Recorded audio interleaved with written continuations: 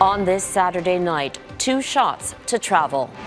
The new rules for trains and planes in Canada. This will help us rebuild consumer confidence. Plus the transition period if you're not fully vaccinated. Vaccine equity on the table. We have made a number of different and specific commitments. What will it take to protect poorer nations? Climate targets. Why international travel is exempt in the goal to reduce emissions, and stock up on stocking stuffers because gifts may be in short supply for Christmas. Global National with Robin Gill. Good evening and thank you for joining us. If you have travel plans, there is one more thing to add to your packing list: proof of vaccination. As of today, only fully vaccinated passengers will be allowed to board most planes and some trains in this country. While there is a bit of a grace period, most travelers are welcoming the move. David Akin has our top story tonight. Hi there, do you guys have your proof of vaccination? I do, yes. It's the dawn of a new era of travel in Canada. No boarding a Via train, the Rocky Mountaineer, or a plane without showing proof of vaccination. I'm from America, and we actually don't have to prove that we have a vaccine, and I really don't like that very much. I don't feel too safe about it. I support it. I live in the UK, where there are much higher rates of COVID, so anything we can do to keep each other safe, happy with that. It will help mitigate all the risks related to COVID. The rules are pretty straight ahead. They apply to any passenger aged 12 years and 4 months or older. And they apply to all employees in the federally regulated air, rail, and marine transportation sectors. That includes those working in airports, train stations, and on maintenance crews. As of Saturday, everyone has to provide a proof of vaccination. There is a transition period for this rule, though. If a traveler or employee is not fully vaccinated, they can provide proof of a clean PCR test taken within 72 hours of travel. No rapid antigen tests are allowed. But as of November the 30th, that transition period is over. Only the fully vaccinated can travel on planes and via rail. The testing option will be over, and there will be very few exceptions. We know today that vaccination is one of the most effective ways to reduce the further spread of COVID-19. I think what's really important is that this will help us rebuild consumer confidence, traveler confidence, and get people traveling again. And so if this is what it takes, then, let's do it. Plane travelers will be asked to show proof of vaccine as they arrive at security screening areas. Train travelers will be asked to show their proof on the platform just before boarding. Travelers are also encouraged to use the new standardized Canada-wide proof of vaccination. That proof is being issued or will be issued by provincial health authorities. It comes in a paper form, but many provinces will let you download the QR code, a vaccine certificate, right on your smartphone for easy reference at check-in. Robin? David Akin in Ottawa. Thanks, David. Prime Minister Justin Trudeau is in Rome for the G20 summit, where there is a call for countries to spread the wealth when it comes to COVID-19 vaccines. In Canada, 74% of the population is fully vaccinated, and boosters are being offered in some areas. Compare that to the entire continent of Africa, where less than 6% are fully vaccinated. Today, Canada stepped up with a big donation, but it may not be enough. Mike Couture is in Rome tonight. Il primo ministro del Canada. Prime Minister Justin Trudeau arrived at the G20 summit in Rome looking to be a leader in tackling climate change and COVID-19 vaccine equity. That issue was front and center of the opening leaders' session. And there are startling disparities in the global distribution of vaccines. G20 chair and Italian Prime Minister Mario Draghi says in high-income countries, more than 70% of the population has at least one dose of a COVID-19 vaccine. But in the poorest nations, that rate drops to just 3%.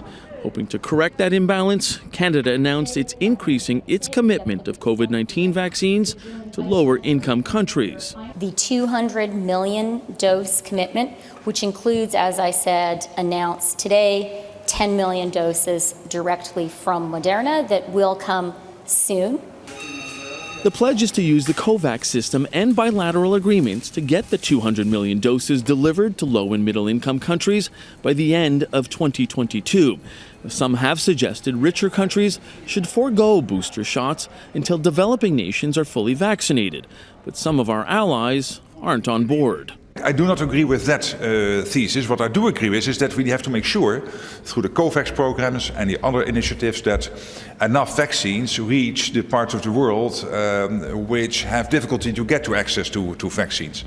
Canada is also donating $15 million to help South Africa make vaccines domestically, a move applauded by Oxfam, but they'd prefer Canada and other countries temporarily waive intellectual property rights at the World Trade Organization, known as TRIPS, a move that would allow vaccine recipes to be shared with smaller countries so they can manufacture them more cheaply. Why not make that decision on the TRIPS rather than donate the $15 million to South Africa?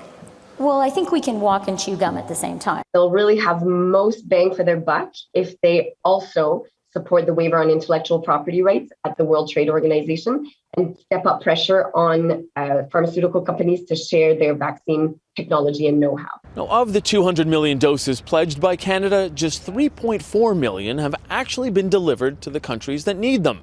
However, sources tell Global News significant shipments are expected to land in the coming days. Robin? Mike LeCouture in Rome tonight. Thanks, Mike. The world will be watching Glasgow this week, where global leaders, including the Prime Minister, are meeting to make new climate commitments at the United Nations COP26. But back in Canada, the premiers of oil-producing provinces are wary of the newly appointed Environment Minister, citing his past as an activist. Eric Sorensen is hosting this week's edition of the West Block and speaks with Intergovernmental Affairs Minister Dominic LeBlanc about navigating these relationships. Eric? Robin, as Canada's Prime Minister arrives at the UN Climate Summit, he will have a new and different Environment Minister to demonstrate this country's commitment to meeting its targets to reduce greenhouse gas emissions. Stephen Guilbeault is a former environmental activist with Greenpeace. He once scaled Toronto's CN Tower to hang a banner to combat pollution. On Global's The West Block, Ottawa's Intergovernmental Affairs Minister says Guilbeault's background will add to Canada's credibility in tackling Canada's emissions. They'll also see somebody who understands that the long-term sustainable economic growth of the country also is married to our successful fight against climate change. But in Alberta, there is trepidation that Guilbeault will have little concern for the impact on the oil and gas sector. His own personal background and track record on these issues suggests somebody who is more of an absolutist than a pragmatist when it comes to finding solutions. So I hope that I'm wrong about that. Alberta will not only have Guilbeault to deal with, but the new Natural Resources Minister. Normally the post that advocates for industry is now the job of the former Environment Minister, Jonathan Wilkinson. Ottawa's determination on climate policy seems clear.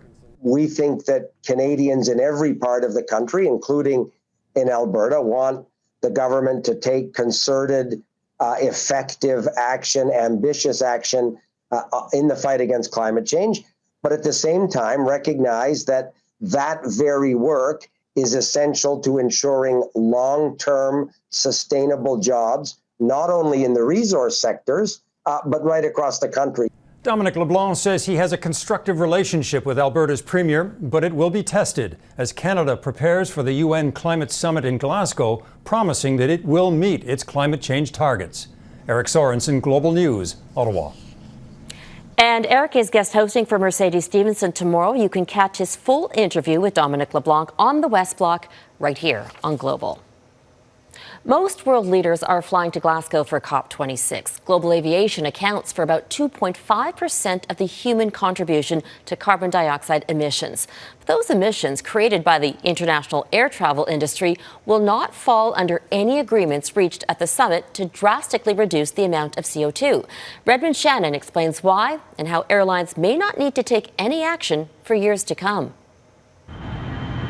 International flights make up the majority of commercial aircraft emissions, but they will not be on the table at the COP26 summit. Neither will international shipping nor military activities. The emissions actually fall in international airspace or international waters. And there's been a lot of controversy about how you would allocate those emissions to individual countries. The UN's civil aviation agency, ICAO, is instead coordinating a climate change scheme for international flights. Starting this year, airlines in the 88 participating countries, including Canada, are encouraged to make operational efficiencies, fly greener planes, or use biofuels. The idea is to prevent emissions from growing above 2019 levels. However, because of the pandemic, it could be years before airlines even get back to 2019 emission levels. The 2019 baseline is in the order of about a gigaton of carbon dioxide. And so that's a tremendous amount of carbon dioxide. If that's what we're trying to get down to. And so if you have a sector that's not trying to reduce emissions, it's trying to reduce growing emissions, and that's the real kicker. If the offset measures are not enough, airlines will need to buy carbon credits, such as tree planting schemes, the effects of which remain a challenge to accurately verify. If you really want it to account for an offset, you have to keep that carbon dioxide out of the atmosphere for thousands of years, literally. Under the scheme known as CORSIA, airlines only need to offset carbon growth, even though aircraft have additional greenhouse effects. What I hope we see is we double back and we make sure that we're taking care of the contrails and the nitrogen oxide as well. Small private jet operators could be exempt too. So in the absence of stronger policies and with truly carbon neutral air travel still a long way off, climate change activists insist the real power to reduce emissions lies very much with the individual by choosing to fly less. Redmond Shannon, Global News, London. A phenomenon known as a king tide brought on by climate change is wreaking havoc on the U.S. East Coast. The powerful storm is producing record-breaking rain and heavy winds. As Jennifer Johnson reports, these extreme weather events are becoming the new norm. Streets in downtown Philadelphia turned into rivers. Some drivers had to retreat to the roofs of their cars as floodwaters quickly rose. The slow-moving storm brought intense downpours for several hours from Virginia to New Jersey. Heavy winds, too, up to 80-kilometer-per-hour gusts. Yeah, I mean, it's pretty crazy. Kayakers paddled through flooded streets in downtown Annapolis as Maryland's governor declared a state of emergency. Meteorologists say the flooding was caused by astronomically high so-called king tides brought on by human-induced climate change. Unfortunately, this is becoming all too normal. See the water lines in the businesses every now and then, but they're used to it. It's just, they're like, yeah, we're used to it. We do this, we move on, and we clean it up and start all over again. Can we get more than 5? Business owners in parts of Virginia put out sandbags to protect their goods, too. The ground became so wet, huge trees in the U.S. Capitol came tumbling down. Some restaurants opened Friday, then had to quickly shut down. Somebody was telling me they were out at Pirates Cove restaurant and they had to close. The water was coming up as they were sitting on the dock eating. The Potomac River rose so high, this man was actually fishing along the George Washington Parkway. Flooding in some areas reached record-breaking levels, leaving D.C. meteorologist Bill Cairns to tweet, "Wild that this no-name storm will likely break the all-time highest water level ever recorded on the Delaware Bay."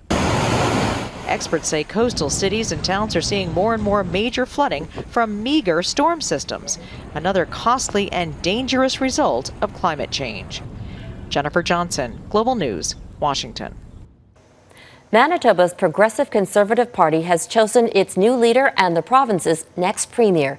And for the first time, there will be a woman running the province. Well, hello, Manitoba. Welcome to the new PC Party of Manitoba. Former Health Minister Heather Stephenson was victorious in today's leadership vote. She beat out another woman, former MP Shelley Glover, by fewer than 400 votes. The leadership race was called after Brian Pallister stepped aside in the summer. The next provincial election is slated for October 2023. Coming up on Global National, a rare find in Mexico dating back almost 1,000 years.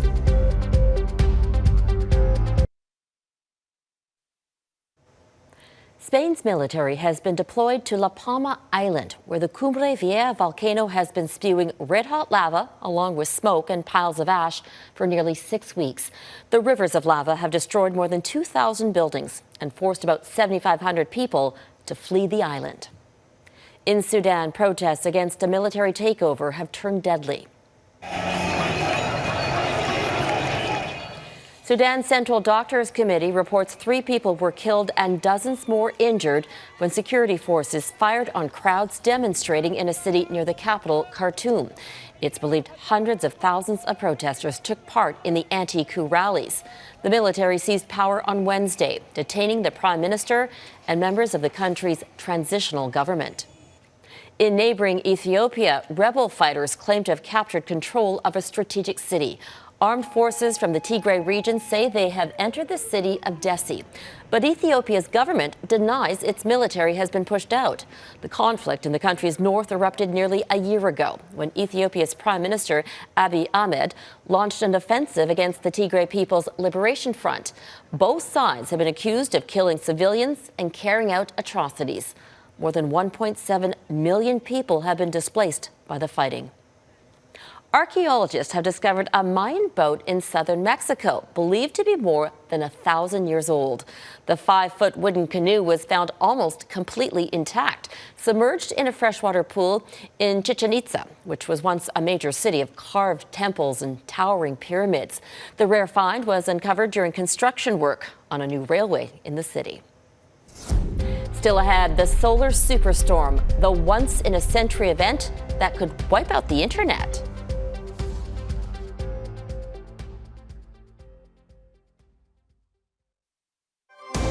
You're watching Global National. A colorful light show is expected to decorate the skies across Canada this Halloween weekend. A powerful solar flare erupted from the sun on Thursday. It's set to reach Earth today, potentially supercharging the aurora borealis, or northern lights. Solar storms are an explosion of energized particles hurled from the sun, and small-scale storms happen regularly. But every century or so, there is an extreme eruption. New research suggests our planet is on a crash course with one of these superstorms. And as Laura Casella is here to tell us, Canada is in its direct path. Thanks, Robin. There's talk of how we may be overdue for what they call a 1 in 100 solar storm, one so big it could knock out power grids, damage satellites, and cause internet blackouts, essentially taking down our modern way of life. And scientists are telling us that Canada is more at risk than other parts of the world.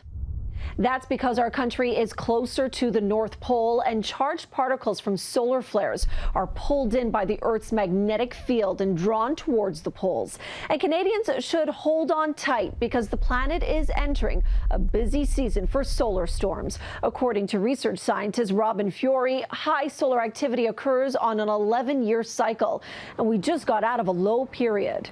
So we're ramping up from a period of very low activity where we didn't see a lot of flares to a point where we're starting to see more and more activity, and we're starting to expect the potential for more impacts. A major solar storm has happened before. In 1859, a massive solar flare from the sun caused telegraph communication to fail around the world.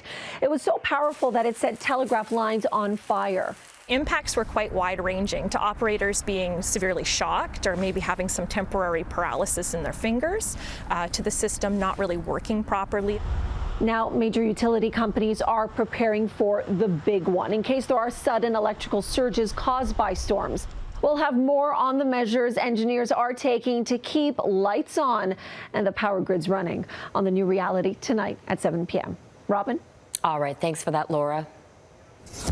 Up next, you better watch out. Supply chain issues could spoil holiday shopping this year.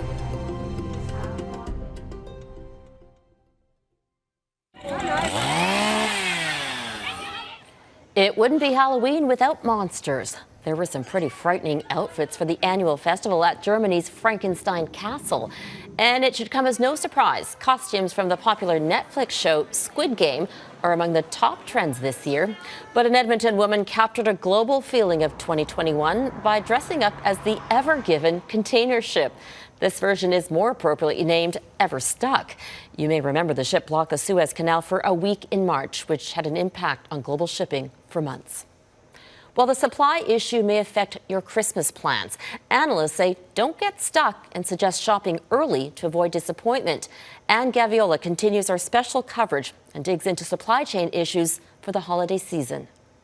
Jill Rochon owns an independent toy store in Toronto. If she could wave her magic wand, she'd make headaches related to this year's holiday season disappear. It's been very difficult. Fortunately, distributors have made us aware of this problem for the last year. And so we've been getting a lot of emails through the summer saying there will not be Christmas stock, order now. She says big box stores have the upper hand. If we don't have a certain product, people are going to the big business right away because they can get their product probably easier. Supply chain snarls haven't impacted all toys, not yet, but anything coming from outside the country is vulnerable. Rochon says toy trains, barns, and some types of paint have been impossible to get a hold of. To explain what's happening, let's take you on a hypothetical journey with a toy.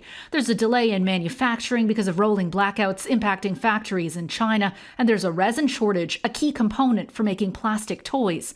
Once it's ready to go, there's a long queue for a shipping container to take it overseas because shipping containers are in short supply too.